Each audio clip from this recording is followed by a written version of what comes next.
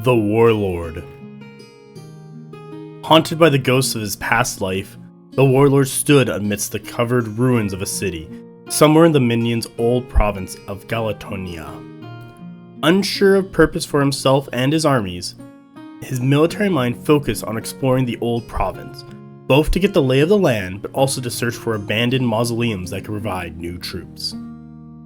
As memories of his life before his anointment kept besieging his mind, tasks and objectives that would otherwise be simple were constantly second-guessed, realizing that both himself and his army had no need for the considerations of the living, such as provisions, fresh water, or even rest. The Warlord struggled to adopt a firm mindset about his methods. Ultimately, and ironically, adopting advice given to him in his previous life, he decided a slow and steady approach was favorable, as he had learned to capitalize on the advantages he and his army held over the living. His first order of business, he decided, would be to excavate the ruins of the city around him. He would then use the old city Divana as his own base of operations, not only to serve as headquarters for his legions, but also to establish a seat of power against the other anointed. Despite the obvious advantages against the living, however, the Warlord was soon confronted with the obstacles and the troops had to overcome, fueled not by the true will but the will of their betters and their own instinctual urges, offered by memories from their old lives.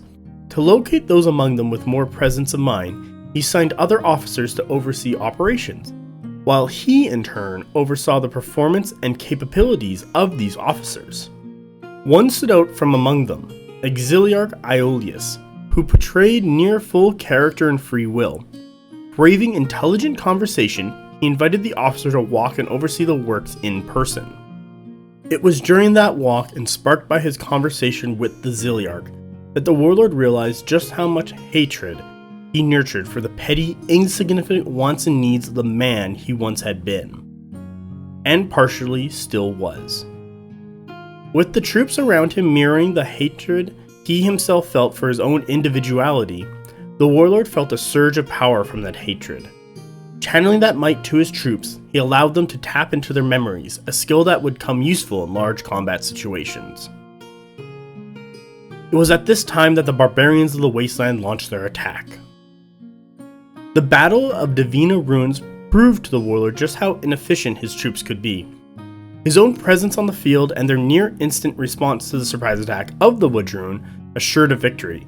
The barbarians did not manage to disrupt his operations to any significant degree, and his losses were minimal.